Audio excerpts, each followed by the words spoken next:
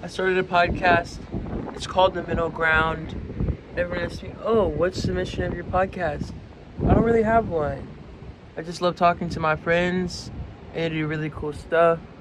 And I love conversation and digging deeper and understanding why. That's the mission. I hope you enjoy. Thumbs up, thumbs down. Yo, yo, yo, yo. There's the intro. That's how we finna do it. That's good.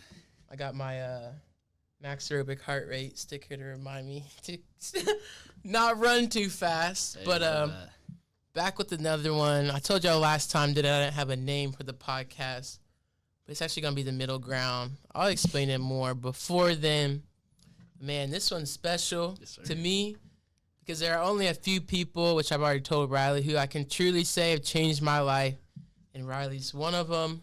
Riley's the type of person when he comes up in conversation with others, whether about business, fitness, content, or life, all that needs to be said is you just need to meet him. You just need to meet him. Introduce Riley first. I know a lot of podcast introductions are like Wikipedia bios. So hopefully this don't seem like it, but for me, Riley's a brother. Riley and I have formed a relationship, a brotherhood. Shador. From the moment I saw him walking down Short Vine with the dog Mario. Shout out my boy. Yeah. Sophomore year at UC, and since then it's been nothing but love. Next, Riley's an athlete, a.k.a. the real-life Iron Man. This dude's a beast, if you didn't know. Appreciate you. I don't know about y'all, but it's not often you meet someone who partakes in the world of Iron Man. But once you see the time, sacrifice, and intentionality that it takes, honestly, it's mind-blowing. And not only to finish, but to be great is something Riley has always held true. And then lastly, we just got done with the boy Alex Burkhart, tapping in with him. Shout out Alex. Shout out Riley's Professor Burkhart. Facts. Riley is a purebred entrepreneur. An entrepreneur can mean many different things in our world, but in my eyes, it's that purebred notion that makes it real. And I really understood it from Alex Burkhart as a person, honestly, and his class. So I'm excited to dig into the conversations, but from the stories shared from Riley's childhood to the things I've seen with my own two eyes, this guy can make it happen. Appreciate it, man. So getting into the questions, the first section I got titled is, who is Riley Rosado? It's my guy. Appreciate you locking in. Yeah, thanks for having me, brother. Yeah, my first question for you is, Shador, but in your eyes, who is Riley Rosado, and kind of like, what are the identities you hold for yourself? And how are they individually expressed? I like that. That's a good question. First, thanks for having me, Josh. Yeah. This is so cool to see come to life, as Josh said. It's a brotherhood. Crazy to think it was like your sophomore year. It feels like it's been lifetimes together. I know. Our relationship and everything. But it's just like every step you've been there. Even like high school. You're from Columbus and you're like Lima. It's like I can't remember a time we wasn't tapped in. Nah, same kind of come up, honestly. But who's Riley Rosado? That's a good question. Honestly, I'll give a little shout out to the little bro, Ricky. I think he helped me understand who I am more than I even understood myself. Because growing up, I love basketball. I wanted to be in the NBA, and so that was a big piece of my identity. But as I left kind of the sport and got into business and really put my focus in on entrepreneurship, I struggled with that other athlete part of me kind of dying because it still lives big in my heart. So if I could put it to two words, I'm an athlete entrepreneur. That's what I would say. Sir. Yeah, it's interesting because I know you have, like, there's a lot more identities to unfold within the athlete entrepreneur. And one question I did have was, like, in those identities that you expressed, like, which one came first? Or, like, is it like a friend, a family member, and then that turned into being an athlete, and the athlete turned into being an entrepreneur? Yeah. Or do you think it was, like, it was all already identified, you just, like, stepped into what it was? That's a good question. I think it kind of goes all the way back to childhood, honestly. Like, both have played a part in my life, but different ways. If you go all the way back to the beginning, I would say I was an athlete first. Asking my parents, I grew up wanting the basketball in my hand. That was really what I knew and everything. But as I got older, I got really interested in sneakers and different types of things. But even before sneakers and that whole sneaker business. Stop playing. He got fours on under here. Hey, come on. Yeah, you can't see real it, entrepreneur stuff. Stop playing. I would say the business part started to come out of me as I got interested in making money and learning really what that was. Like, I know from a young age, I remember like my first business venture outside of selling things of mine to my brother, which he'll tell you I've been doing for the longest time. The stories are hilarious. That was always innately in me. I know my dad also is an entrepreneur as well. He works in the banking world, but has always been involved in entrepreneurial ventures. So I can say, like, through my blood, that's where that came. We got a lot of athletes in the family as well, but I think that was always a part of my heart too. And it goes all the way back to, I think I was 9 years old at Disney World, right? And we're going through and we see these LED t-shirts. It sounds crazy now in 2024. I love these stories. But these things are like lighting up and everything. They like go to the music. And I saw it in one of those kiosks. And I was like, Dad, I've never seen these before. Like, they don't sell these at Walmart or, the store or the mall or whatever. I was like, I want to start a business in this. And this is like really, really young me. Crazy. And so how old were you? I want to say, like, I was around 10 to 12, maybe. That's 9 insane. to 12, That's realistic insane. range. And so I had already started thinking about, like, how to formulate a business to do things. I knew about selling things on eBay because I had bought a lot of stuff through there before. And so I was... This man had bands as a 10-year-old. Hey, this is my first failed business, if we're being honest. But I, like, went back. I always had a knack for the internet and computers, really understood it well and always knew how to find things. So as I got home, I remembered seeing that and immediately just started going to the internet and trying to find these things. They're hard to find, but this is when I discovered Alibaba. So the Chinese wholesale marketplace. Yeah. I was able to find them. Through that, I was like, okay. It's just like when social media was just getting popping, honestly. It wasn't even really a thing yet. Yeah. Like Facebook, I don't even think was out yet. It was that early. And if it was, I wasn't old enough to have a profile. So I kind of took this away and I was like, okay, I can buy these wholesale at a cheaper price. They're selling them for like $70, $60, which is crazy for back then. Yeah. And I kind of went to my dad. I was like, Dad, I got a business proposal. I think I can start this LED t-shirt business. Through the rabbit hole of what I found, I actually found these like LED shoelaces. I was like, I'll sell them both, And so my dad was like, okay, I'll invest in you. I'll give you a little business loan. Yeah. Obviously, blessed to have great parents to even be in a position to do that.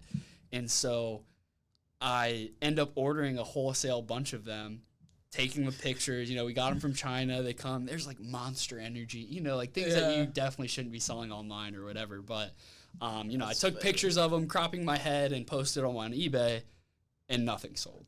And so there I am kind of in the neighborhood with my neighborhood friends at the time. This is the era where you're like biking around the neighborhood. Yeah, that's the way outside. of communication. It's the way of communication. So I started selling at least the shoelaces to my friends. I made some money back, paid back my dad whatever I could. But that was like my first taste of business and understanding the flow of everything. I think my dad even helped me create like an Excel sheet back then for all of that. And that was like my first taste of business, honestly, before I got interested in sneakers and kind of started that whole business. New to me as well. I didn't know kinda, that story. Yeah, that's the OG beginning of everything. Okay. Outside of, like I said, selling things out of the closet to the bro. But yeah, that kind of got me turning for, okay, you can buy and sell things for money, and kind of set up the foundation for where things went next. Yeah, these stories. Remember, there's a few that I'm going to bring up throughout the conversation, but that just, like, reminds me and just goes to show why you are where you are today. And just getting away from that conversation with Burkhart, I don't even think he knows the scale at which, like, you actually are an entrepreneur. So I'm excited for y'all to tap in and be yeah, for sure. Nah, really, like, you tell him, like, nah, I'm really doing this. Yeah. Like, this isn't just, like, a side business. But last question on who is the Riley Rosado part. What would you say the Riley Rosado of the future would look like? Future could be 5, 10, 50, whatever you see it as. I would say it's me chasing the version of me that's in front of me right now, right? So I want to stay an athlete entrepreneur, and I have big goals and aspirations. RiseX Digital is my current digital marketing agency. I would say within the next 5 to 10 years, where I'd like to be in the business, truly running and operating like a CEO, scaling it up to the point where I have a large team of people around me, kind of centered around that same mission. So what RISE stands for, I created this in college. Now kind of changed the meaning and branding behind it, but it's righteous innovation, strategic execution. So that's what I kind of live and die by. Obviously, RISE means kind of development and kind of moving in that space. And so my goal in business is to get to a point where I have a nice cash flowing business. Obviously, I think that's the goal of every entrepreneur, is money is some kind of a motive, but also to be able to provide to a team, to put food on their plate for their family, but also kind of stretch their minds to kind of figure out where they can find their true potential. So I would say that as an entrepreneur.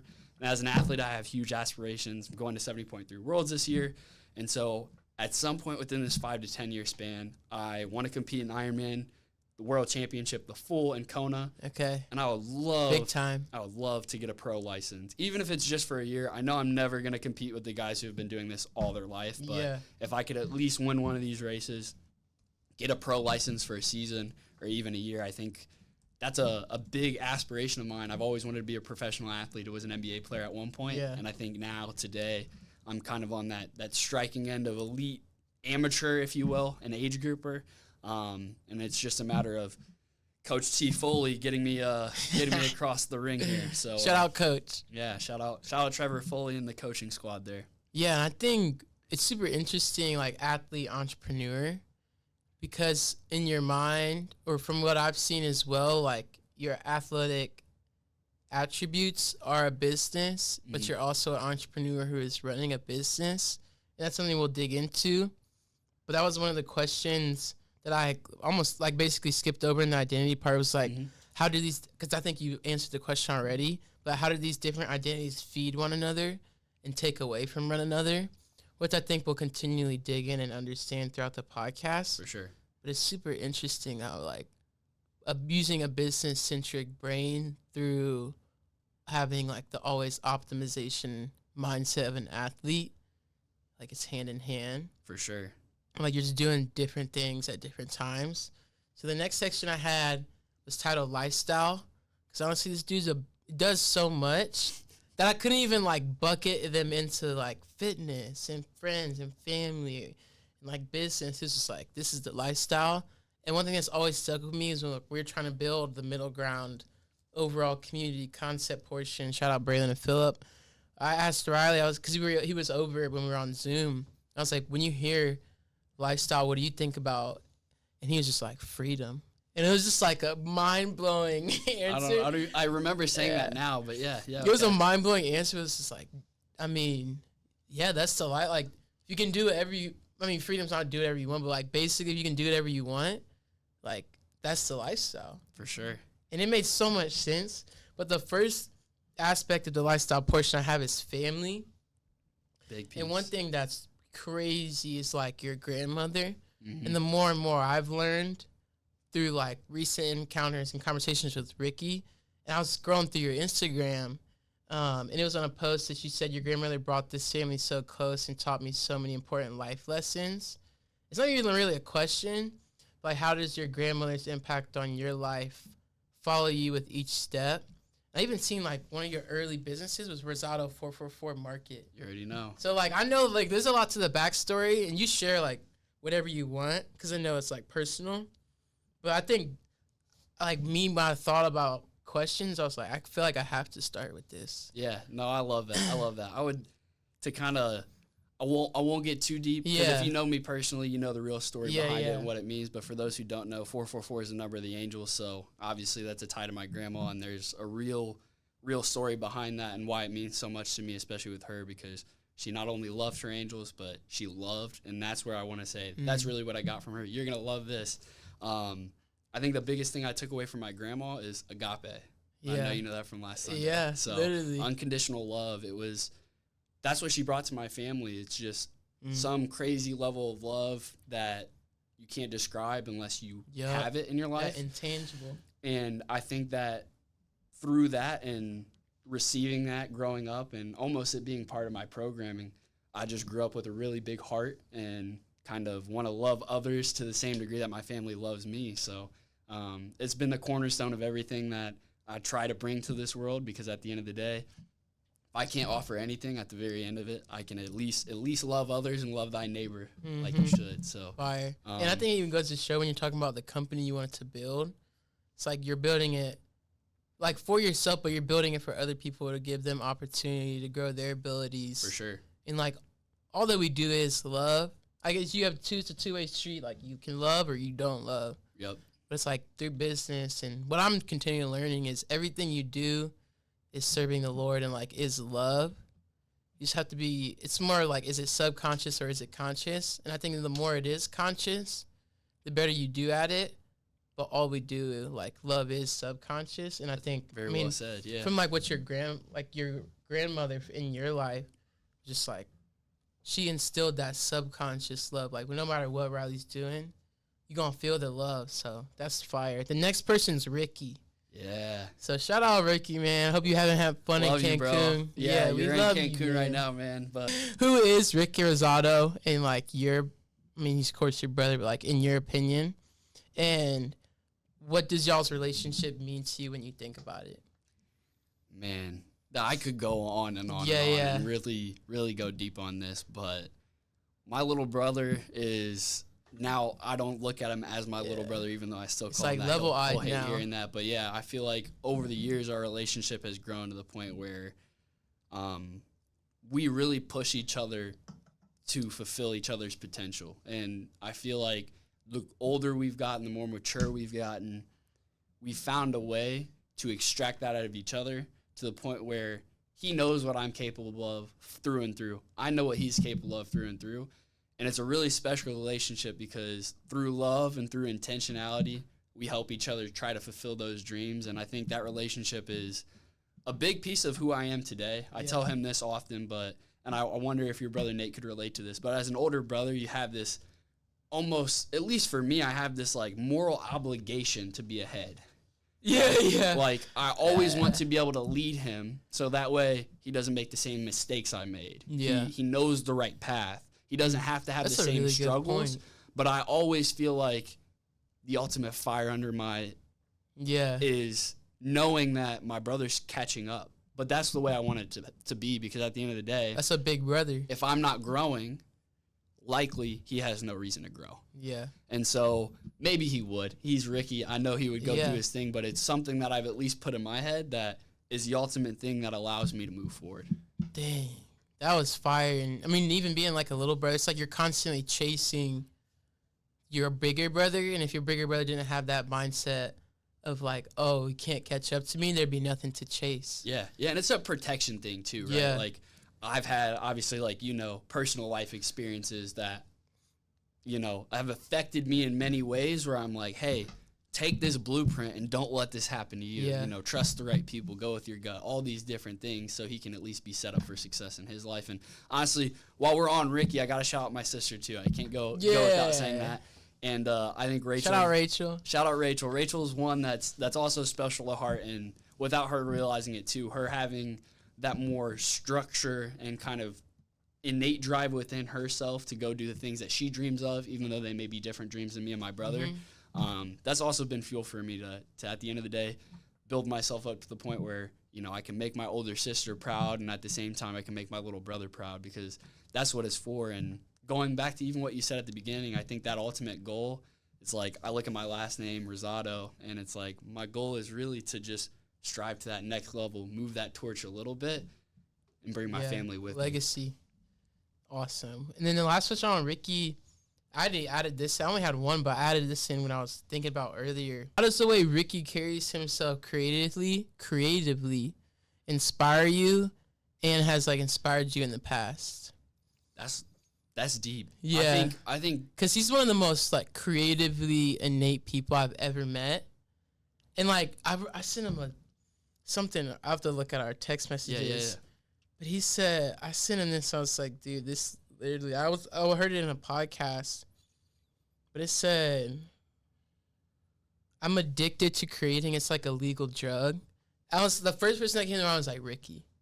And like he like lives to create. And like all the way back to him as a little kid, that's all he ever did. Like whether it was drawing, like I remember this kid drawing these funny stories and these little stick figure things and making the whole family laugh. Like he's been a creative all his life deep down. And I think how that's impacted me is just like I have so many different things that I want to create, but they're not necessarily in that same creative way, if that makes sense. I feel like I create through more of like the actionable building of what I'm doing, or like I'm creating the persona that I want to be.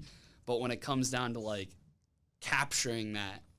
Like, obviously, you've got to see, like, the content that has come out of it. Yeah, That's through his creative lens, and I feel like... Beautiful content. Especially really, recently, like, from the past couple months. It's dope. And he really pushes me in the needle. It's like, now I'm trying to think in his box of, like, how can I create and story tell these different aspects and things of my life? Because it's like, I've never thought that way. And so it forces me to kind of put myself in a different lane, and he's just got that special gift that he's had from being a little kid, and it's something that I feel like is his true blessing on earth here, and it's cool to see how it forces me to think, because it definitely keeps me on my toes a little bit. Yeah, and it's like one and the same too, because I know he's like dropped out of school when he was getting more into like business-centric classes and like hopping on Rise X.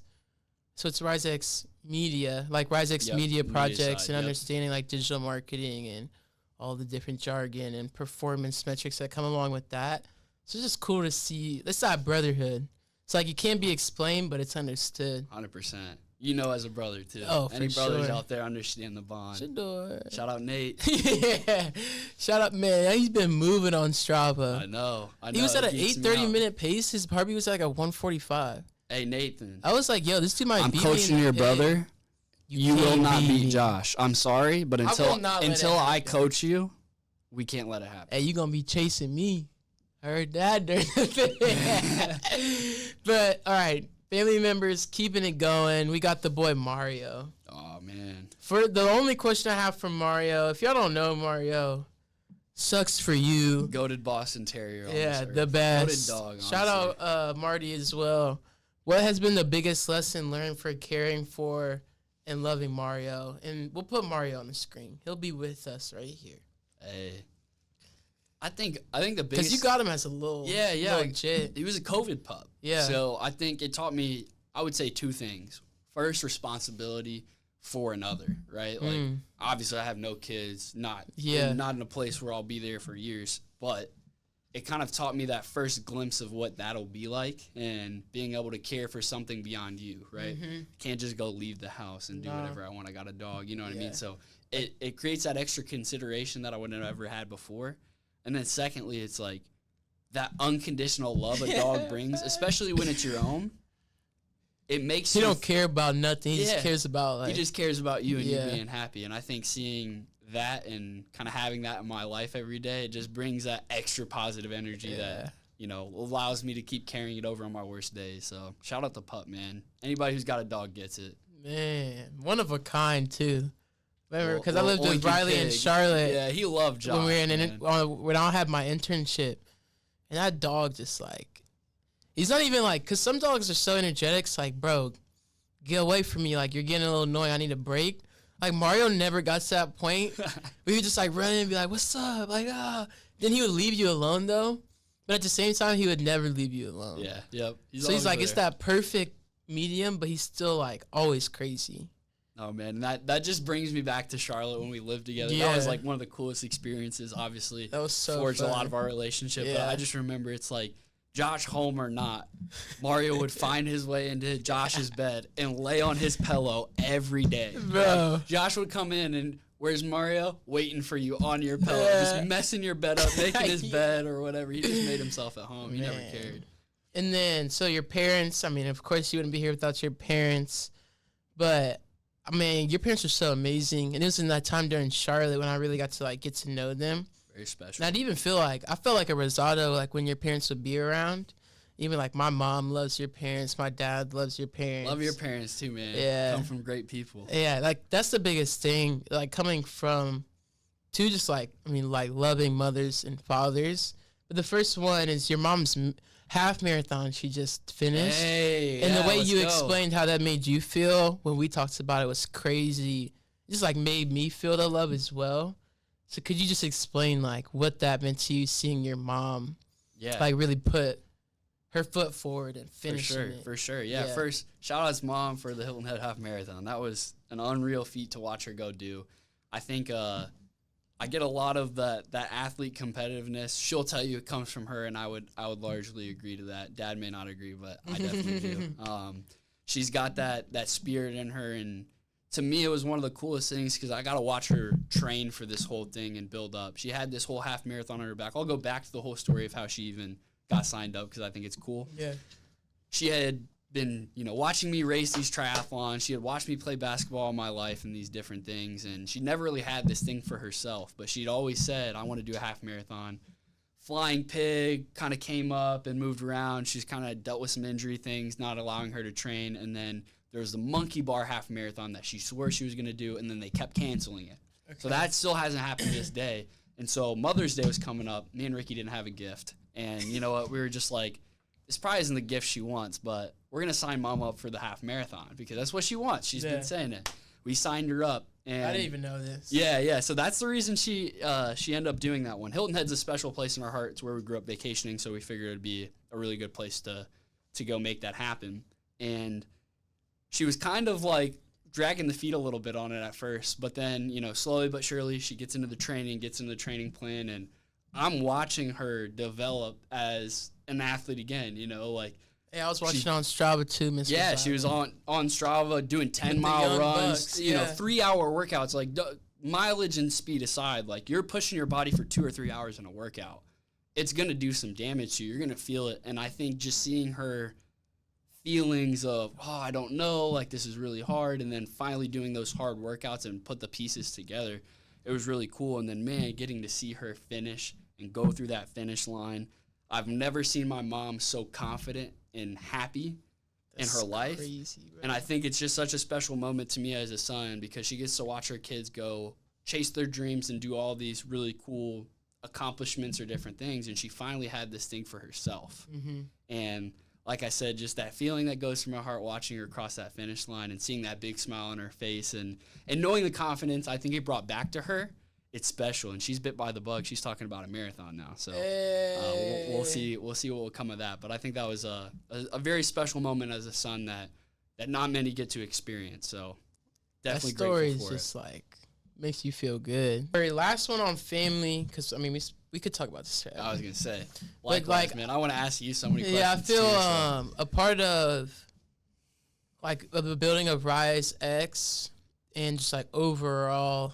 Like you said, your dad invested in you. And I was thinking about, because I didn't even have your parents in there at first. I was like, I'm going to have to put your parents in there.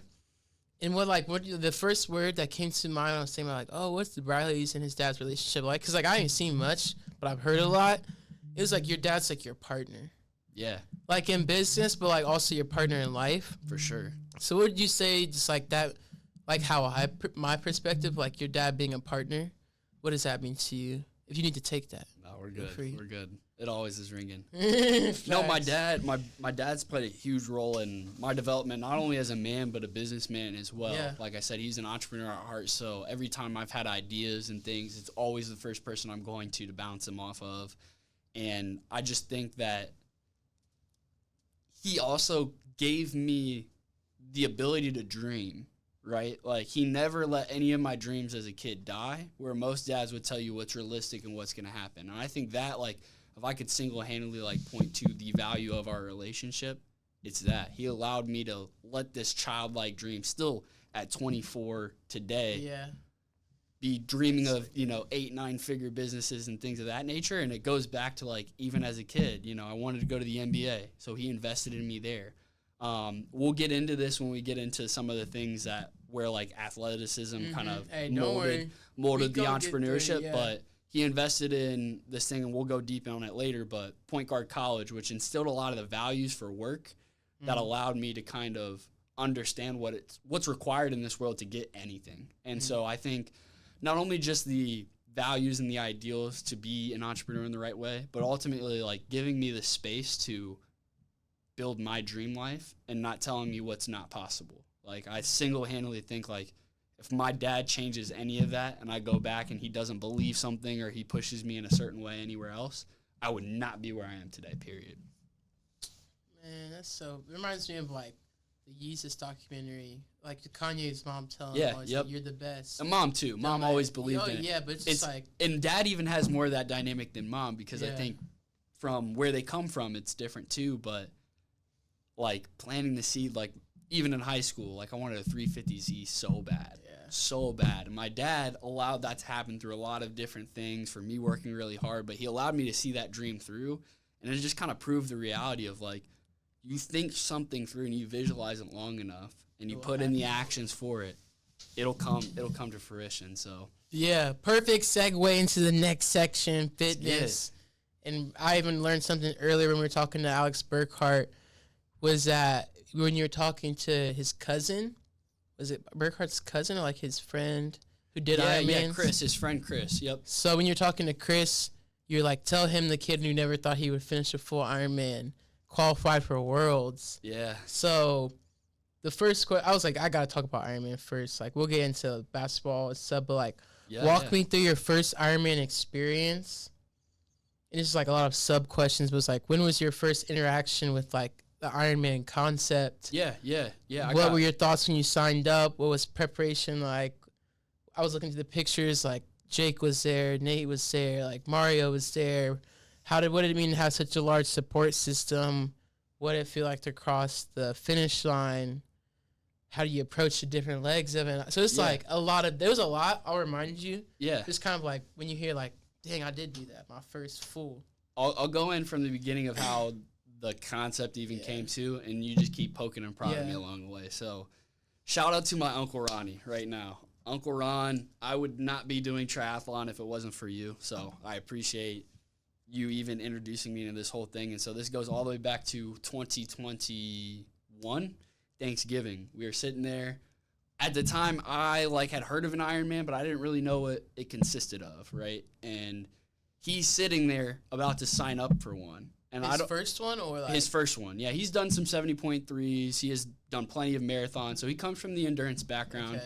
Okay. Beast. Definitely a beast in that. And so I think that was a big dream in his heart to go do one of these things. And I don't know what it was or why he asked me or why the challenge came to Riley, but he asked me if I would do an Ironman with him.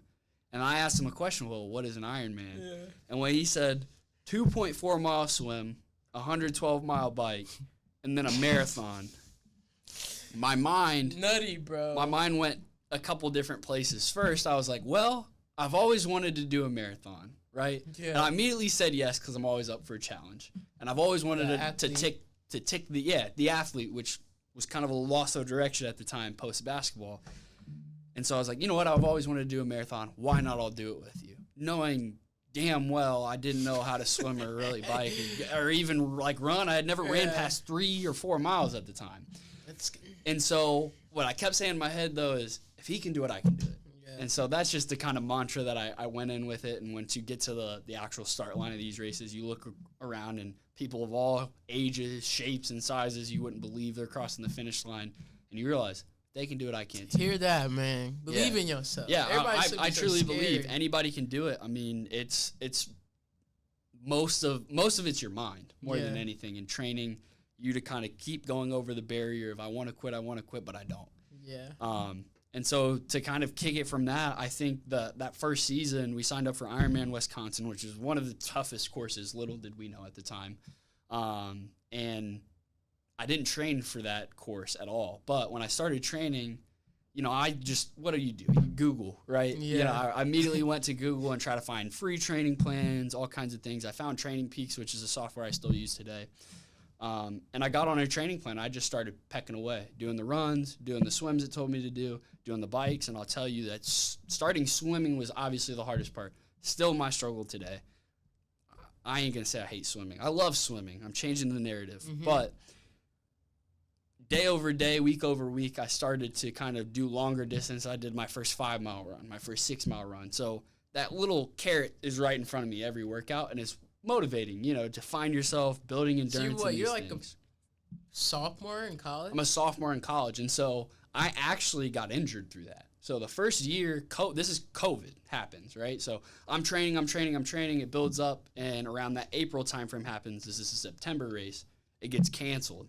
And so I'm like, thank God, literally, because my knee, everything's all messed up. I tore my meniscus through basketball and all kinds of stuff. I was injury-ridden. So I was like, okay, I need to go to a doctor, make sure things are good before this next season rolls around, and we actually have to go do this thing. I didn't even know that. So I was going to say, a lot of people don't know that because COVID happened. So, nobody was really doing anything in the world. So I had kind of gotten the clear eventually. You know, I had some knee tendonitis or whatever. I kind of got over that and started building up for the next year.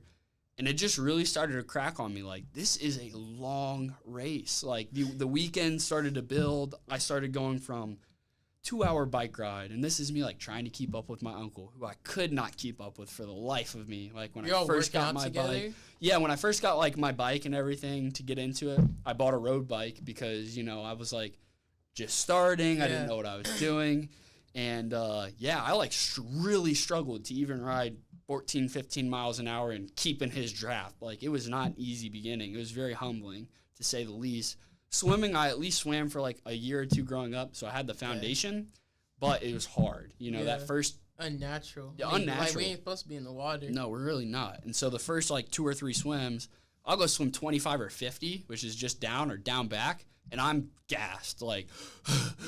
So that's why when I say anybody can do this, especially if you're an athlete prior, like... There's been a huge progression to that point. And so week over week, I start breaking down the barriers in my mind. I was like, okay, I got to ride 80 miles this week and all these different things. And slowly I built to, I think when I knew I could do it, I did an 18-mile run for the first time on the Loveland Bike Trail. That will always mean something to me. And then I did my first 100-mile bike, which was crazy because my uncle in Lima rode from Lima to my parents in Lebanon, which is like North Cincinnati. Yeah. And so I rode from Lebanon to Dayton and met him. That was my 50 mark, and we flipped, and then we're all the way back home together. Holy. And so he ended up doing like maybe 120 miles that day, and I just cracked on that 100, and it was that day where it dawned on me. I was like, dude, you're going to have to go 12 more miles, swim before this, and then run a marathon. Full marathon. And I was like, man. And so my goal was just to finish, and like, honestly, I knew I could, but there was that real underlying fear for the first time in my life that I may not tick the box. Yeah. And so that fear, I think, just kept driving me to the point where I got to the race. Yeah. Man, that's crazy. And I just had a question, but I completely blanked on it while you're telling this story. But, You're good. Dang, yeah, that whole just, like, segment. Oh, there it was. So, honestly, it sounds like a delusional, like, oh, I can do this. Do you think that came from like the going back to the athlete entrepreneur? You think it was like the entrepreneur mindset of like get anything done no matter what? I think that's a part of it. I think there's that competitive nature that comes as an athlete for sure. Like, I mean, because it's like you just sign up for a marathon or not even a marathon, but like a triathlon. Yeah, and at the end of the day, I'm an optimist, and I learned this from Charlie Jabley, but delusional optimism is a term that he kind of throws around, and I realized, like, I kind of adopted that, and I feel like that's part of it. Like, I was delusionally optimistic at the fact that I could do it, and so that allowed me to get there and do it, and he also did an Ironman, which was, like, one of the inspiring things. He dropped from, like, 300 pounds and did it. So I'm hearing all these stories of other people who are doing it, and it's one of those things I think as a real competitive dude. Yeah, I'd do that, too. Yeah, it's like, or better. I can do it, and I can do it better. Mm-hmm. So my goal was actually to finish under 12 hours, which did not happen. Like, I wrote that down and everything. At the end of the day, I just wanted to finish. But, yeah, man, it was quite the journey to get started into it. So, into this a little briefly, what is one quality of so it's like called a triathlon, a triathlete. Mm-hmm. What is one quality of a triathlete that mainly does like half Ironmans and fulls that you believe makes him different from everybody else? The level of mental fortitude that you have. Because I know for a fact, and the pros will even say the same thing because they give kudos to all of the age groupers and everybody who comes in. You will face some moment in that race where you want to quit. You just want to stop. And you probably will happen multiple times. And these triathletes push past that. Mm-hmm. And I think the average person wouldn't. They would just stop. They would give themselves an out. And I think to anybody who's crossed that finish line and has had somebody say, you are an Ironman, you have a level of mental fortitude that somebody who hasn't done it doesn't have or may not have to that level, at least for that thing. That's so good. And then now getting into basketball. Big hoops. Yeah, big hooper. What did basketball mean to you, and why did you fall in love with it? And, like, what was the transition? You already hit on it a bit, but from hooping to being, like, I need to fill this void, this hole, this gap that I have, Ironman, or being a triathlete. Yeah, I think that evolved over the years. It was something that, like, I don't know why I was like as like a literal like baby or like a like growing 1, 2, 3-year-old. Why I was always like obsessed with basketball. I just was. It was a sport that came, I feel like, naturally to me. It was one of those things like you with baseball, right? It's the one thing you pick up on and you're naturally a little bit better than everybody. Yeah. And that just happened to be the thing that I enjoyed too. It's like I feel like I don't have a choice. Yeah, you feel like you don't have a choice. My grandpa loves basketball too. So I was definitely like consistently validated in my life. And then, I mean, you look at the NBA and the superstars, and it's like, how could lifestyle. The lifestyle as well. Yeah. Growing up in Lima, Ohio, full of hoopers, obviously, who have came out of there. I was around it, and it was just kind of, like, continually validated in my life where maybe I would have explored track or cross country or one of these other things. But, like, that's what I knew, and that's just where my heart kept pulling me. And, you know, you hear from Kobe and these different, like, work mindsets and mentalities, and it was like mental fortitude. Yeah, there's an attraction to that. Yeah. And I think that just through the years, I just became obsessed. You know, I wake up at 4:30 in the morning to get to the gym. Tell the story when you went to the school and set off the alarm. Oh, man, that is funny. So I was definitely early morning grinder. You know, I was trying to work out before and after school. So one morning, me and my dad are trying to get a workout in at the high school. And so I, you know, called my coach and said, hey, we're going in early, whatever. And he's like, okay, that's all good. And apparently if you get to the school before 5 or before a certain time. Yeah, before the janitors or something. The alarm will go off. We didn't know that. So we had the key, we buzz in, and I open the door, and immediately everything starts going off. 2 minutes later, the cops are there. And, I set the school alarm off because I was trying to work out too early. So the athletic grind director. too hard. Yeah, the athletic director during the school day, I'm, like, worried I'm going to get in trouble for whatever reason. He, like, calls me down. Shout out to Mr. Heath. And goated one of the first mentors I had. He was, like, just kind of laughing and giving me kudos at the fact that I was there doing that because I don't think to that time anybody had actually set the school alarm off to go work out. That's wild. I love this story. So 2 more questions involving the fitness side. So we've talked about this much, honestly, going back to more the running side of being a triathlete. Nate Reynolds liked my comment on the new post. Yeah, we got to check it out. Saucony, if you're listening, sponsor me. My boy. Damn Supreme, listen. Sponsor this Supreme. Man. Hold up. The first ever Supreme kid. Jordan, listen. Sponsor your first triathlete. Stop playing. If you want money, tap in. Tap in. Okay, we up to 3K on me. Let's go. Shout out Ricky, man. You like the endorphin Speed 4s? Or is that Speed 4? It's the 4, yeah. Yeah, so. You like? I mean, he loves them. I do. I actually just broke him in. You know Elijah? Yeah, McKinney? How did y'all get tapped in? He came to Race Street Run one day. And Business Ho or Neo. I was going to say, I was like, you knew him, but I met him through, he came to Race Street one day for a run. You know, we just started chopping it up. And cool dude. We got got connected. Common ground, a lot of common ground. Yeah, so. Drippy. I didn't even know he, like, knew you. Like, I figured y'all knew each other. Yeah, because he was in Neo for, like, 2 semesters when I was there. Okay, yeah. And it's like we tapped in. We'd always just sit together at all the Neo events and stuff. Yeah, we hit a little quick 10-piece. Yeah, because he texted me that day. He was like, me and Riley about to get 10 in later. I was like, oh, what time y'all doing it? He's like, 5. I was like, yeah, I got dinner at 6:30. Yeah, that's where I tested him. He was moving too. Yeah. I could tell. I was like, because he was just getting back. He had 6 the week before. And, you know, my easy runs now are not what they used to be. Yeah. Like, and so pace adjusted a little bit, but I was dead from training. Like, I had fat swim before that and all that. So it was good. It was a perfect pace, perfect run, beautiful trail. I couldn't complain. A perfect segue before the lights went out. So we talked much about this. I was saying I was talking about it with my boy yesterday. But it's really hype now. It's like people getting into running. Yeah. And like me and myself getting into it. But one thing I've always shied away from is calling myself a runner. Mm-hmm. I think it's just hilarious how people buy a pair of hookahs and download Strava and be like, I'm a runner. I've shied away from calling myself a runner. You're a runner. Because I know there are many levels and I've seen what it actually takes to be a runner. And I talked about it with Ricky, but I see it's like disrespectful to even attempt to call myself that. But with the question, what does it mean and look like to you to be a runner? I feel like you'll be more accepting of it because like that's that love piece. But Yeah. At the same time, it's like, really let them know, like, what it takes to be a runner, for real. I feel like in order to label yourself as a runner, you got to run, period. Like, I'm not. What does that mean? Like, people be like, oh, I ran yesterday. Yeah. I mean, like you said, there's levels to it. Yeah. And I won't, like.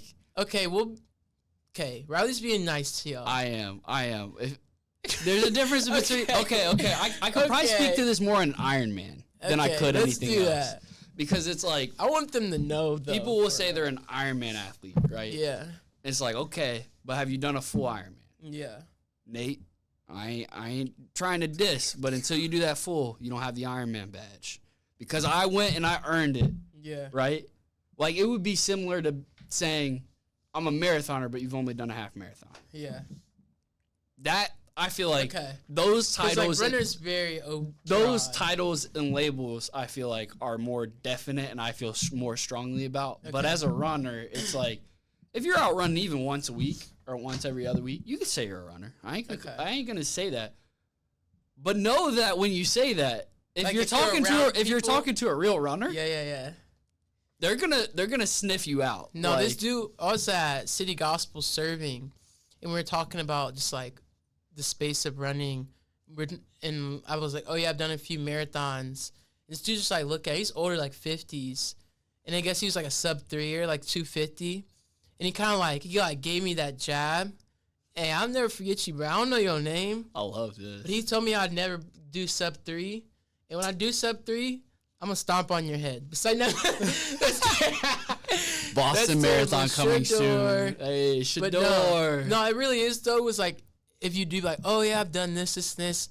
And they'll give you that look like, oh, he don't even know. Yeah. And I'd love it, too. Because, like, it reminds you of, like, there is levels to this. No, and that's the coolest thing. Like, you've gone and done a marathon. And that's a hell of an accomplishment. Like, doing 26.2 miles in a day, it's tough. But then you talk about Ironmans. I'm just like, a marathon with the 100 on the bike and a swim. And then even, like, for me, right, like, I'm still... Like, there's so many levels even for me. Like, You're talking about, like, the amateur to elite grouper, and then right? pro. Like, I'm an amateur. Yeah. Right? And, like, knowing that, like, damn, basically you take my first full, cut my time in half, and the pros are damn near finished. So it's, like, levels. I'm telling you levels to these things. And so it's, like, you're always going to find one who's above. But I think that's what keeps these sports exciting. And it ultimately, like, as an athlete or as a runner, triathlete, whatever you get into, it at least gives you something to look forward to. Yeah. Because it's like, if you just go do it and you cross it off the list, that's cool for some people and that's just on their bucket list, and nothing against anybody who just wants to cross it off.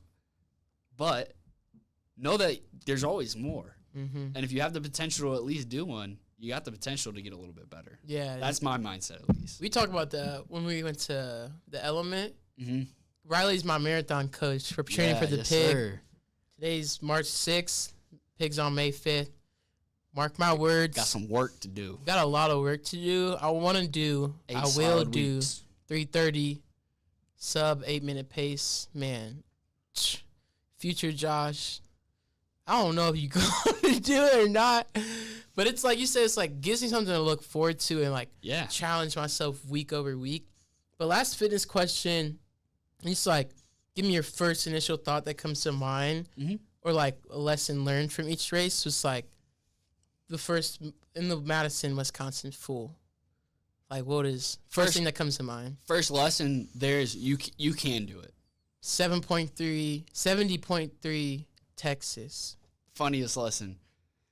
Don't let somebody cannonball in the water next to you. You got water in your... Yeah, I swallowed a bunch of water and puked. Yeah. F you. 70.3 Augusta. The first year? Yeah, you can do first and then second as well. You are, to message to me and what I learned, you are way more capable in this sport than you thought you were. And then Augusta, the next one? The next Augusta is probably... Because that was your, like, I need redemption. Yeah. So when I went back to Augusta, it was like, oh, okay, you could potentially be elite.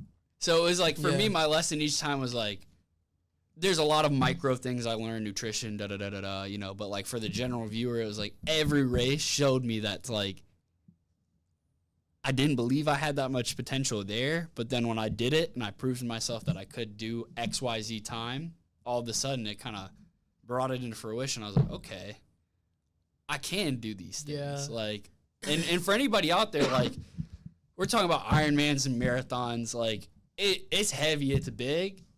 In general, in fitness, go set a goal and just go do it. Like, go run a 5K. Yeah, and then run a 10K. Like, my push to anybody is, like, even like Nick, you have like steps in a day. Yeah, steps in a day. Like, my thing is, like, you have some potential on the table. God gave you something, right? He gave you legs.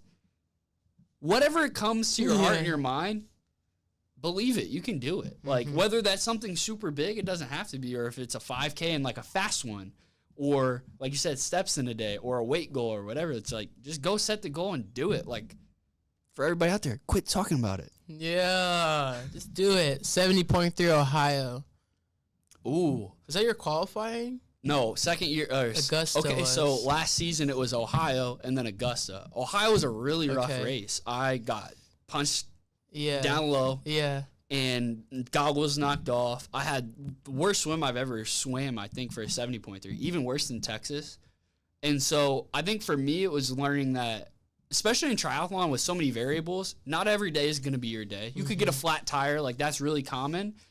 And so it's kind of like being willing to know that that can happen on any given day, like marathon cramping, right? Man. You may not have your goal reached, but while you're out there, at least enjoy it and love it, because it's like you put all of this work in to do it.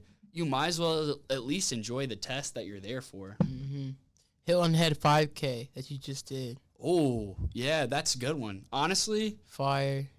Shout out to Coach. I really didn't know if I could break 17 in a 5K at least this soon. I knew I was there eventually, but that was a first experience winning a race. So I just think got them on clouds. Yeah, I won a pair of ons. I got the same reward as the person who won the marathon, which is cool. Really? So my lesson there is, and this translates to business. You'll like this.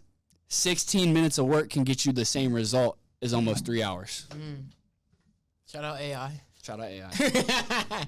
And then what's coming up? I know you have a lot of like different races coming up, but 70.3 World Championship qualifier. Tell us what that means.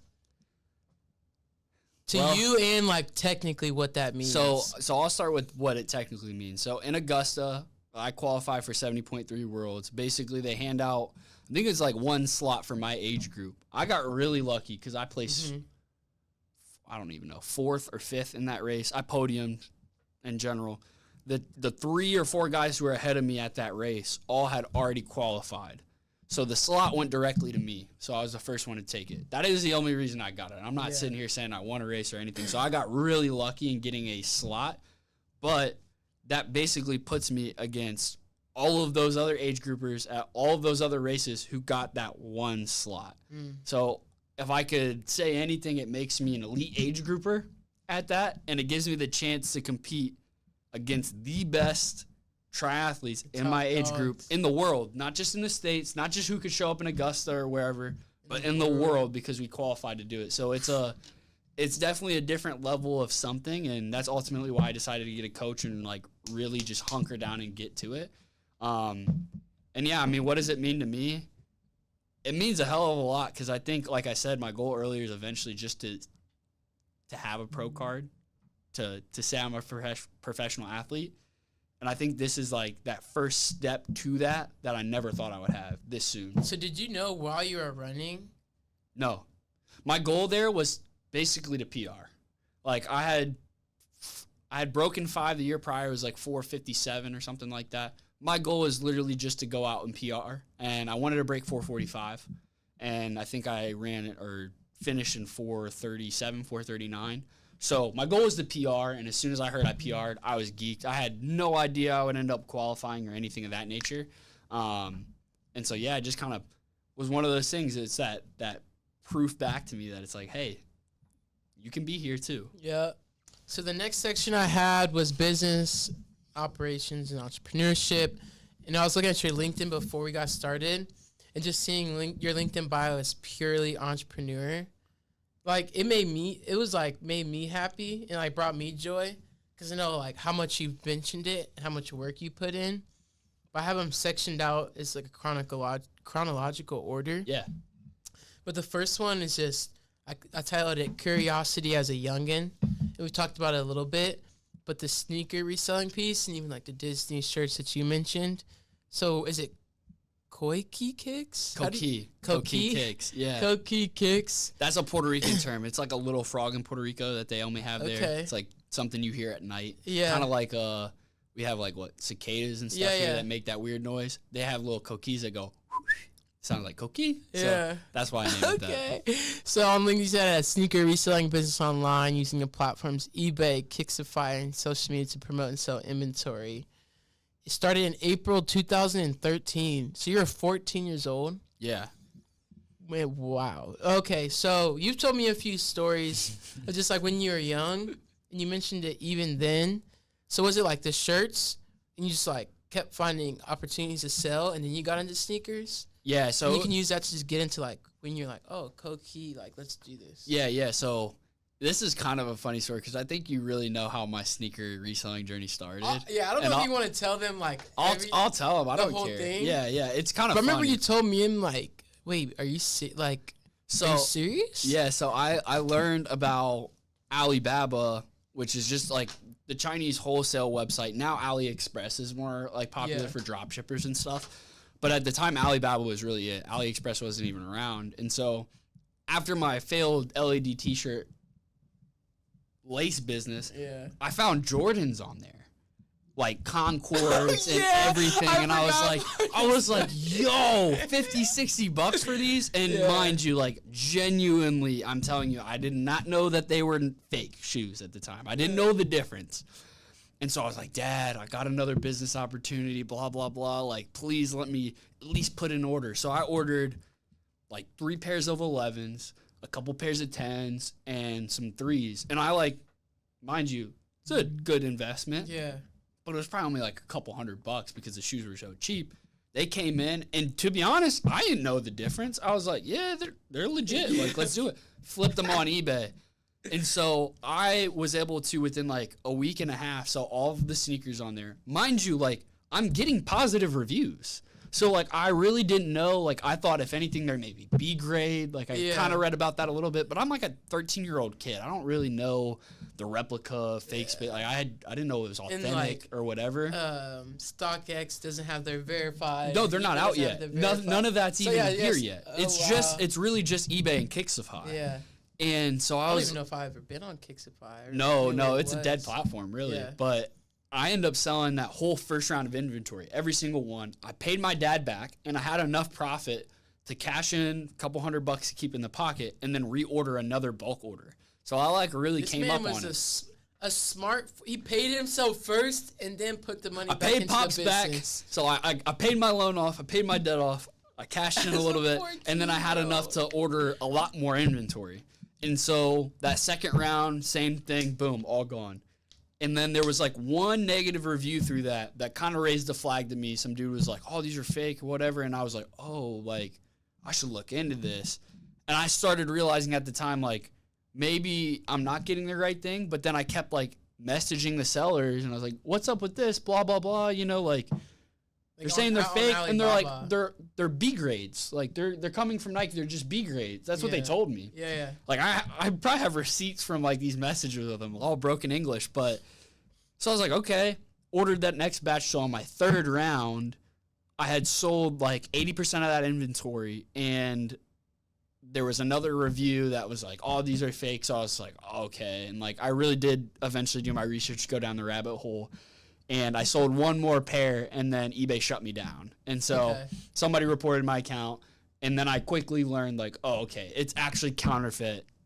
Don't do this, kids. But know as an entrepreneur, like, take the step and just hustle. Like, you're better to fail and learn later than anything else. And ultimately, all of that capital poured into real sneakers and building Koki Kicks. This wasn't Koki Kicks yet. This was just, like, probably B-Ball 2018 or whatever my name was on eBay selling.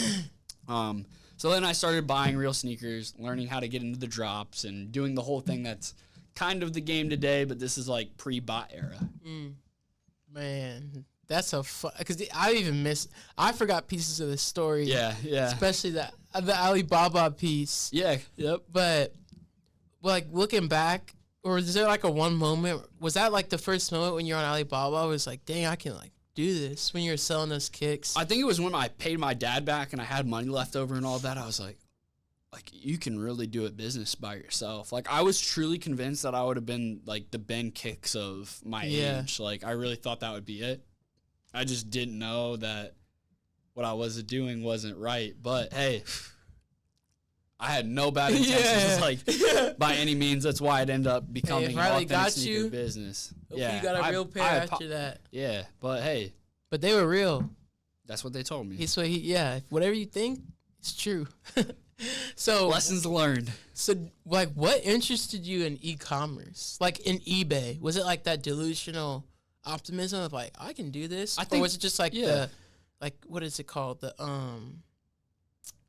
digital, like digital, whatever it was, like when the internet was becoming a thing.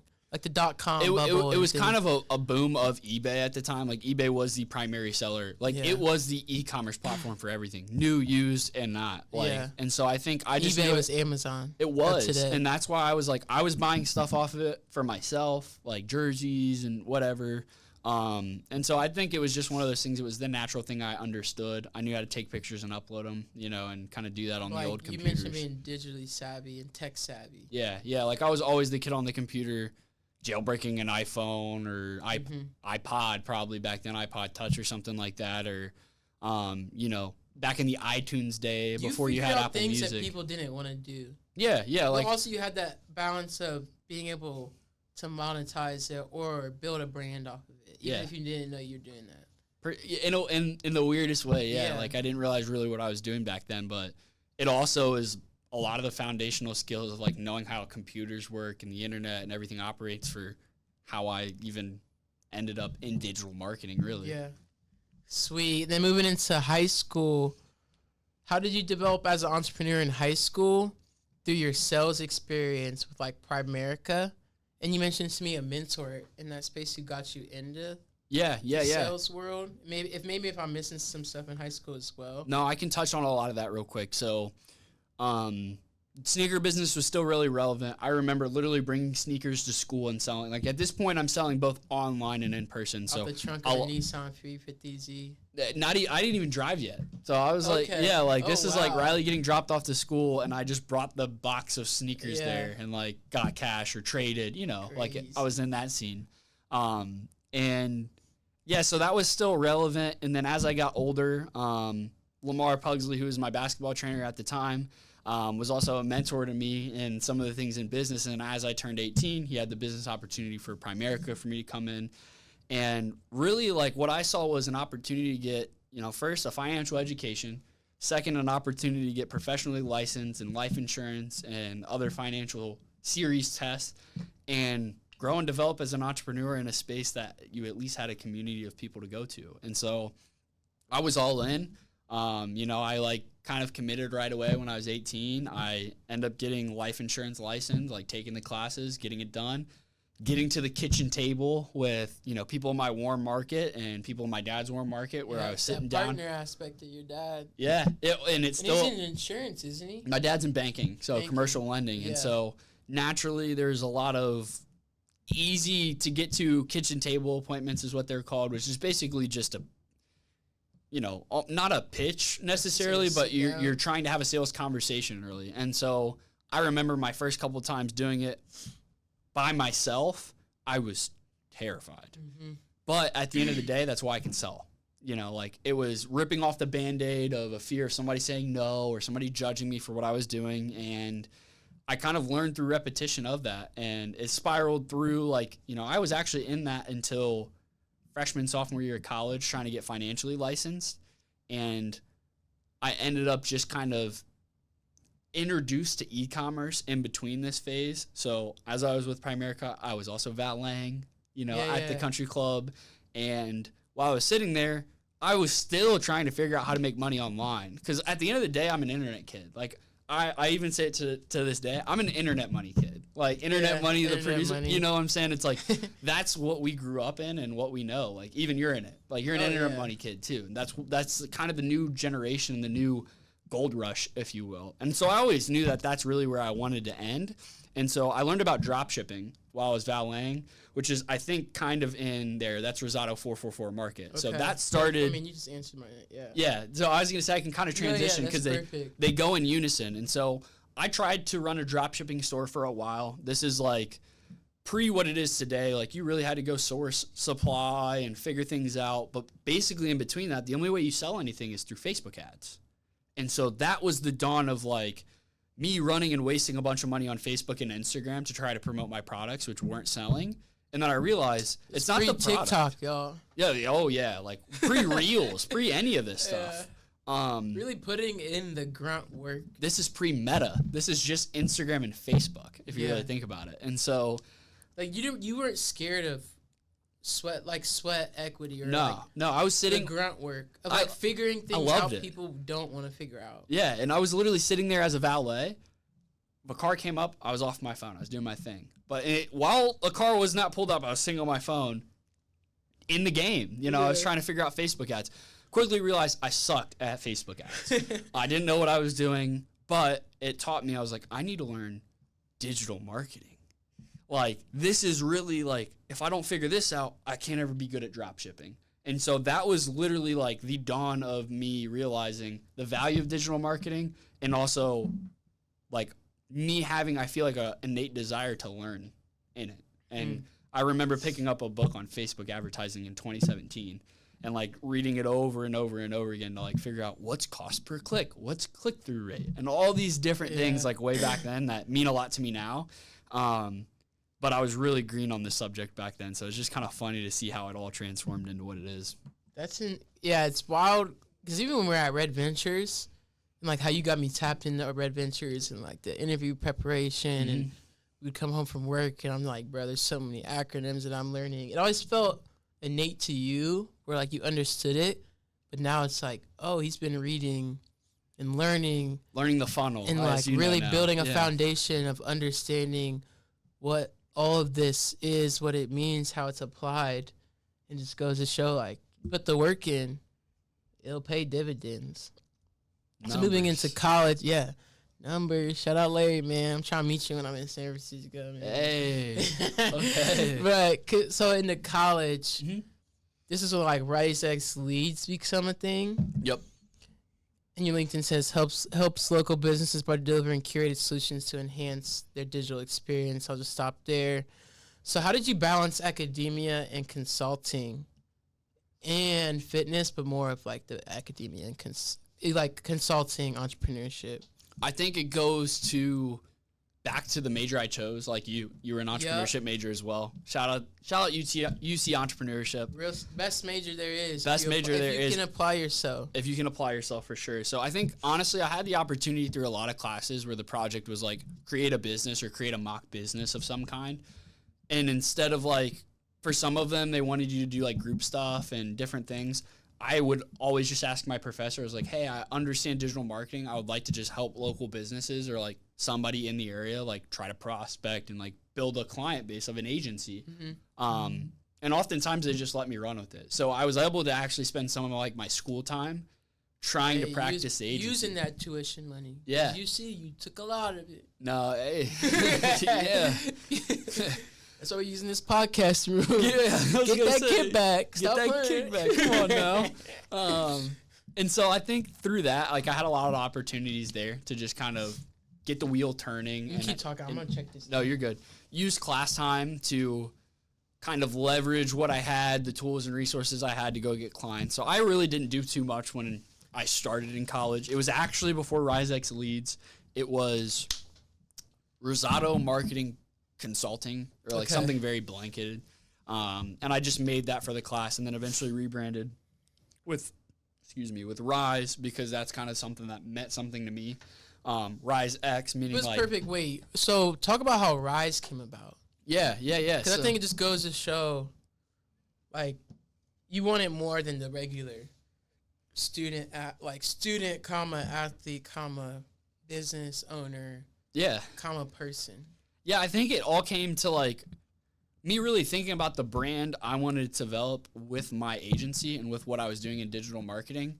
And I kept thinking through all these different things. And at the end of the day, like RISE really stuck out to me as an acronym where it meant something a little bit different before, but it's still like to today, like righteous innovation, strategic execution. Like if you break all of that down and you just look at the word rise, what does it mean? It means to literally rise. It means to move forward, move above, keep going. And so I was very, very in tune, as you know, when you met me, into the self-development, into personal development. And so that's really what it means, like at its core, development of self, and rising above, rising to the occasion and proving yourself. So I think that namesake kind of stuck with me.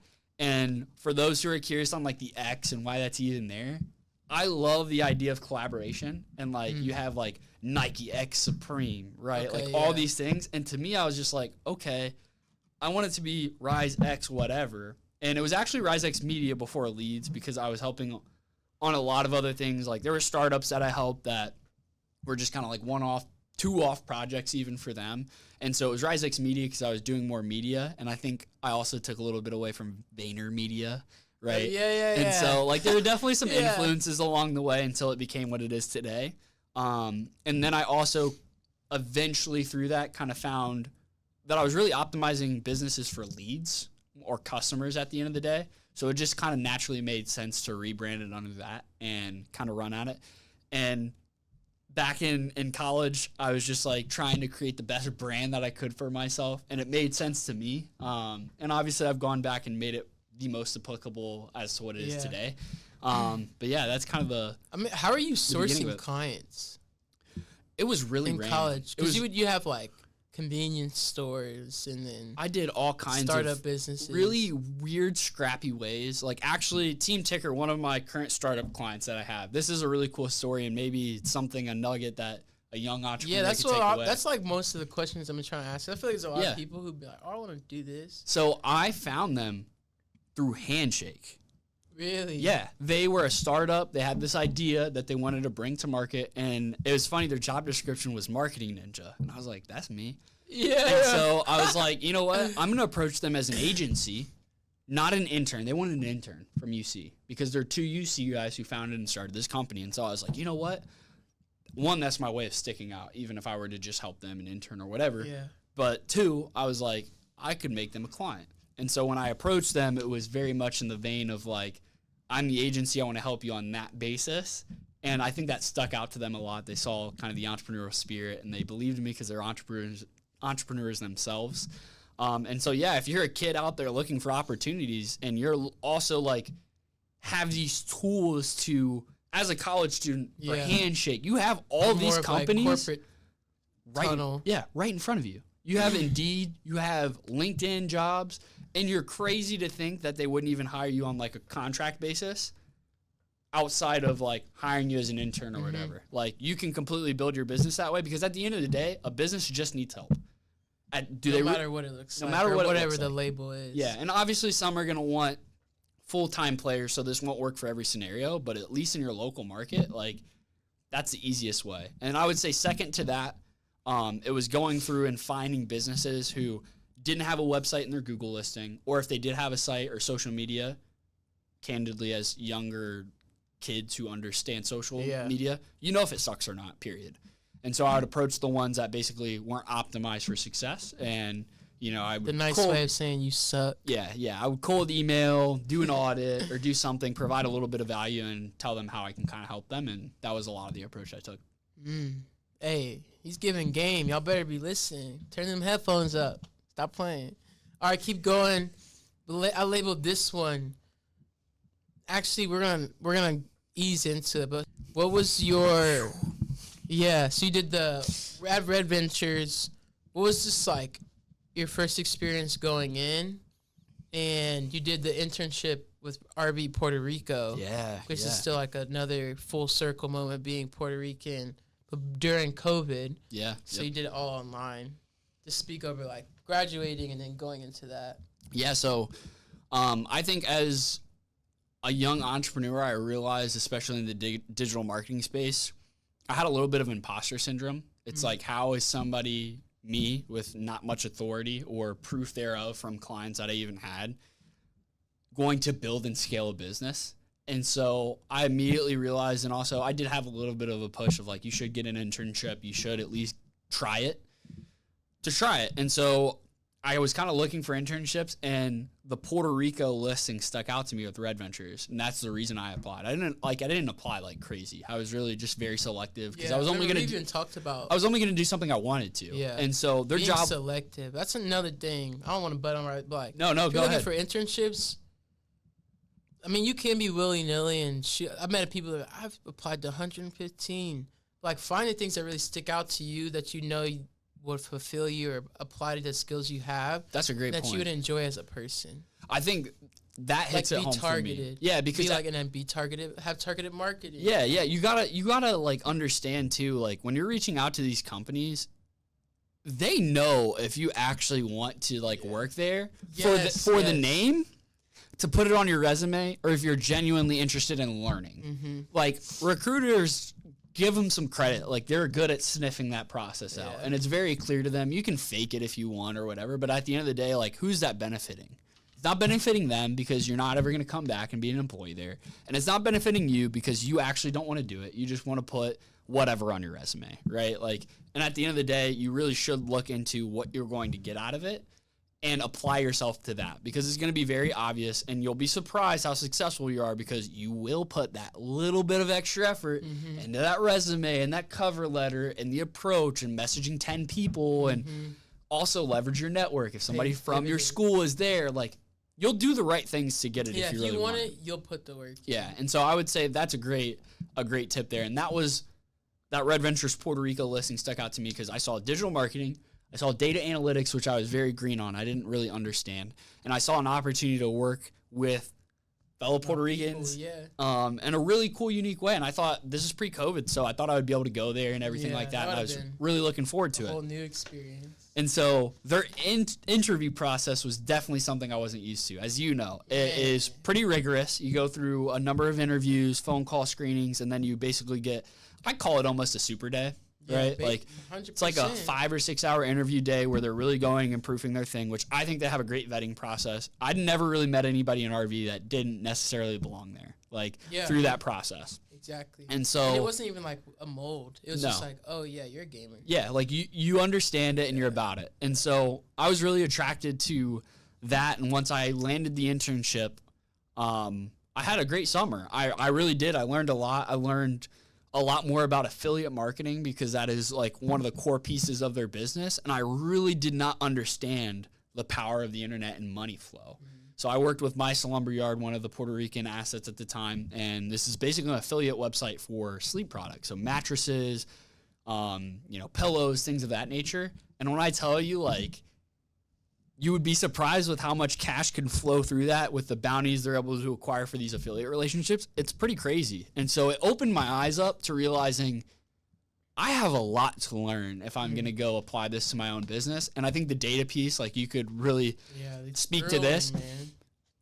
I finished my internship and was still like, I learned so much, but I still don't know the half of it. It's just like, they're drinking from it's such a corny term. Drinking from a fire hose, for sure. That's how I explained the Red Ventures internship, like 12-week internship. First few weeks, or like 1 to 2 weeks, you're like, what is going on? Yep. 3 to 5, it's like, okay, I'm still drinking from a fire hose, but it feels more comfortable. Yep. I get some of the acronyms. Like 6 to 9, it's like, oh, like I'm not there yet, but like I'm feeling more comfortable, like a part of the team. 9 to 11, it's like, I bet, like I get this, until it's like, get out. Yeah. And you're just like, wait, I was just getting the hang of it. You were just getting started. Yeah. That's how I felt too. It's like you get one project done. I think you were lucky. You got a couple of them out. I really only got to see like one of my tests through fruition because I was a, customer experience CE intern. And then ultimately I was like, okay, you know what? I want to come back, and instead of just going full-time in the agency and graduating, I think it made sense because I was lucky enough to get an offer to take it because I was like, this could be a future career for me. At the time, have I decided to go any other way? I knew deep down in my heart what I really wanted to do was be an entrepreneur, so I don't think that would have happened. But I knew that this could be almost like a grad school where I could learn everything that I needed to learn to eventually apply it over to what I'll do in the future. And so I ultimately ended up coming back full time. And again, I started in SEO, which and that again was a digital marketing agency and a digital marketing agency. Yeah, opened up the door for something completely different. And so at this point, I'm working on the Points Guy, a different asset, but also a huge affiliate relationship with credit card companies. And mine just blown away by what the power of the internet and actual impressions coming through your website is able to produce. Yeah. And so at the end of the day, like if I could really sum it up, and it's just a lot. It can be a lot. We could go super deep. I learned the digital marketing funnel really well. This man can describe a funnel like better than any marketing school in the nation. Yeah, if you want his diagram, you gotta pay for it. Hey, maybe we'll give a little free value away. Maybe that's something that I'll add to the agency site. We'll put like the bottom funnel right here. You can't get the full thing. And so I think learning the digital marketing funnel was extremely important, and then learning how data impacts each piece of the funnel and how you need to have proper, accurate data, like because you know how hard it is to even get there, to make the right decisions in order to move things. So whether that's changing things on your website or changing things in your sales process or whatever that is for actual customer conversion, it got me up to speed to the point where I really started understanding things to where they're a very large corporation serving companies that are making millions of dollars. I slowly built that confidence that, okay, I could apply these similar frameworks over to a localized small business or medium-sized business, really, because they're likely not doing it to the scale that RV is, and probably help them. And so, in essence, that is where the pivot started to happen, where clients that I started to be able to provide more value, more results to, kind of opened the door up for a few other opportunities to the point where the agency started growing, and I kind of got to that point. So good that. When was the moment you knew? So I labeled this one 2-week notice. When was the moment you knew it's time to go? And what do you ever think you'll go back? The second answer is no. I won't. I love Red Ventures. There's nothing. Not Red Ventures, just like corporate America. No. I will never go back to a 9-to-5 ever again. If I could quote Mac Miller's lyrics, I won't say the explicitive, but F a 9-to-5. I'd rather end up dead or in jail. Yeah, it's me personally. That's not for everybody. So take that for what it is. I'm not gonna push my ideals and what I want out of life and business and my work on anybody else, because I think there's the right case for everybody, and you should really find a career path that works for you and makes sense, because the entrepreneurial grind is something that is not built for everybody, by any means, and it takes a lot more out of yourself in order to produce results and even get to the income level that I probably could be at corporately. I'm saying it does take a lot more work, but I value me being able to scale myself and be proportionate to my value more than a growth track within a corporation. Yep. And so that's ultimately why I think it made sense to leave. But I think that the moment I knew was really before the whole thing actually initiated itself. It was the first month where I looked at the P&L and I looked at my pay that I was getting after taxes, and I was like, okay, I'm officially making more money sustainably on one other end. And I don't know, maybe 20% of the time, because it was more than a 9-to-5. That was training, but I was also realistically probably working more like 8 to 6, 8 to 7. Yeah, and I started getting more things on my plate. I started taking on a little bit more in my role. And yeah, I think it just kind of got to that point where I was like, I can grind myself down here and potentially have this upside, or my upside could be unlimited and I can grind as much as I feel like. And so I knew before it actually ended up happening, there was a whole move situation for me and everything, which actually allowed for this perfect scenario of, honestly blessing. Remember, we would be on the phone. I was in San Francisco. Yeah. But I don't know why this, I think it's just because it meant so much, because I know, what it was. I was in the Google office in, downtown San Francisco. It was after hours, so 4 or 5, 6 o'clock, maybe on, a Friday or something. We just tapped in. I was in this, crazy room, all windows, sun was setting in the bay. I'm in, this huge tower. And it's, you told me, bro, I put in my 2 weeks. I was like, bro, whoa. We talked for, an hour or something. Just never forget it. No, and I'll remember that. And honestly, for anybody listening who may ever end up in that position, that was still probably the hardest thing and decision I had to make. Yeah. I don't know why, because it's what I wanted. Yeah. But it's so hard to actually walk away from a scenario when you think that that's what you want. Like, there's obviously a lot of risk on the line, and I'm more risk averse when it comes to those things for sure. Even though, like, I knew I had these things lined up, like, everything's going to be good, but it's still like, damn, I have to tell somebody I'm walking away. And so it actually worked out in a beautiful scenario for me, because as I moved back to Cincinnati, the work from home requirements all started changing, and it basically became mandatory for me to move back to Charlotte. And I had just decided, obviously, I kind of knew beforehand, I'm not going to be here anymore anyways, because this is really what I want to do. And there was a moment too, like, this isn't as sunshiny as it sounds. Like, I genuinely feel like, and this sounds crazy to most, but like, I had like that rock bottom moment where I was just so grinded out of the grind that I just was like, I can't do it anymore. I don't know what's going to give, but something's going to give. Yeah. And like, genuinely, like, I remember calling my dad, and he even says, he's like, it wasn't you who was on the phone. Like, I was in such a, like, a mentally, like, I remember Ricky bad tell place. Me about that. Yeah, I like broke down to my brother. Like, I like genuinely was like, I don't want to be doing this anymore, but I don't know the way out, even though I had one. And it's like, I think it goes to show sometimes you create things in your mind that don't really exist. And at the end of the day, if I could tell anybody anything, you don't owe anybody shit. And they don't owe you anything either. And so it's like, at the end of the day, together. Yeah, make the decision that is going to fulfill you in your heart and allow you to live your true purpose. Like, it was the most freeing thing for me to do, and it was way less of a big deal than it was in my head. Talk to him. Yeah, man, it was just, there was a lot of transitions for a lot of people in that time period. Oh, yeah. But like, good, bad, positive, negative. And I have a few more questions, but yeah, let's do it. So this is like, I call this the middle ground section, which is like speed round basically, and then we'll be out. Shout out TMG. Shout out TMG, man. We trying, man. You know what I'm saying? Favorite training meal? Oh, like pre or post? Like, you just finished a brick workout. If I just finished a brick workout, hard one. A fat Mexican Coke and dang, them burritos in San Francisco. Big steak, probably. I love a good ribeye. So Talk ribeye, potatoes, and a big How old you cooking Mexican it? Coke. You know, we medium rare. So okay, you can have 5 liquids on tap on your fingernails, and you can have like your fingers, and you can have them whenever you want. What liquids would they be? Shit. You already know the first one is espresso. Yeah. Any liquids. Espresso, water. You gotta have water in there.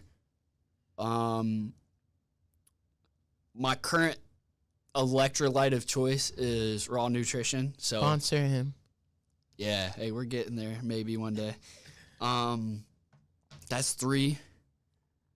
Mexican Coke. Yeah. What would my 5th be? Some type of juice.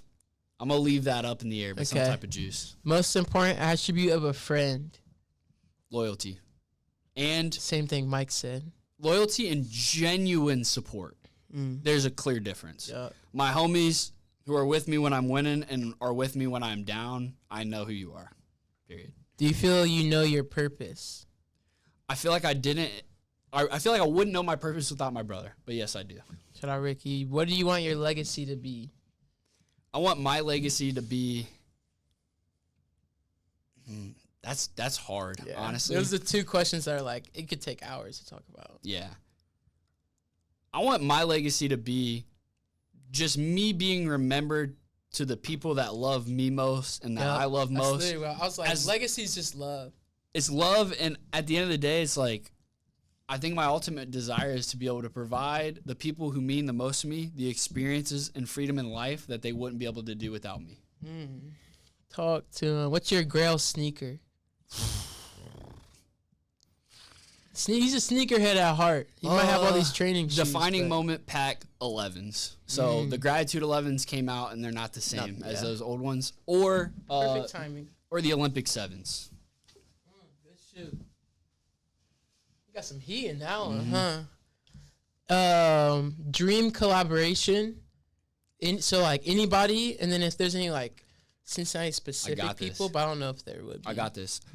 this is getting clipped right here. Ed Milet, you have been an uncle to me without realizing it since I was probably a freshman in college. My dream collaboration is to succeed in all these things and goals of my life and to end up on your show on the podcast. Shout out, man. Shout out Ed Milet. Tap in with my boy. If you goofy, if you don't.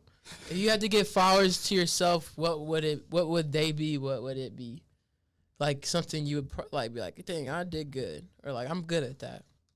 I don't give myself much kudos. Yeah, honestly. got to, bro. Let me think on this for a second.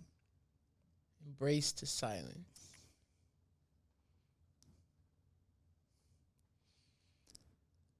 I'll give my kudos to myself on giving people grace even when maybe they don't deserve it. Just like the Lord. What does a great day look like to you? A great day looks like a whole lot of exercise. Running. And he is not joking. Running, like if I could spend most of the day running and biking, and then running and biking, eating great food, spending time with people I love, and closing some type of deal or making some big movement in my business. What does a bad day look like to you? A bad day looks like, honestly, me being sick or like me not being able to. I think that's the worst day. It's like genuinely, if my health isn't right, then like I can't do any of the things I want to. So me being sick. And then the last part, my goofy butt forgot to write. I'm supposed to write like a thank you, but I'm freestyling it. Off the rip. Yeah, but Riley, man, I appreciate you. I've told you so many different times. Likewise, brother. But you really changed my life, changed my perspective, physically, mostly like of just how you approach things, fitness-wise, entrepreneurial-wise, and business-wise. We've gone through highs and lows, but I feel like it's more been like a rising relationship through constant evolution of just like how to apply yourself, how to sacrifice things. Even like getting things to, like, I just learned how to run slower yesterday, and you've been telling me for probably 2 years. Yeah. But it's like those things. It's the hardest thing to do. And just like that genuine support, it's never left from when I saw you walking with Mario on the street in Short Vine. Like, I wouldn't be who I am without our relationship. And it's just like that common ground and that knowledge between me, you, and Ricky, where it's like, I really feel like y'all's brother, and like your parents make me feel like that as well, like even your sister. So just thank you for the impact you've made on my life. Thank you for the impact you've made on like even my brother's life, my family's life. But yeah, bro, I just appreciate you. Yeah, man. I would like to echo that before you close out, man. Because I can't cut it. I can't let you thank me without me thanking you, because you've played a big piece of my life too, and honestly a few different main things. First, you've changed my life in spirit and what I believe, and kind of allowing me to follow the faith that should be in my life, for one, which obviously you know a lot of that personally. Two, I think you've shown me what a real, genuine friend is, and we have that friendship where we could not talk to each other for a week, but I know I could be in my darkest moment or whatever, and Josh is going to pick up the phone and be there for me. He's also one of my number one supporters and a genuine friend, and I think it's hard to find good people who really, really mean to be good friends and are there for you. And so I appreciate that.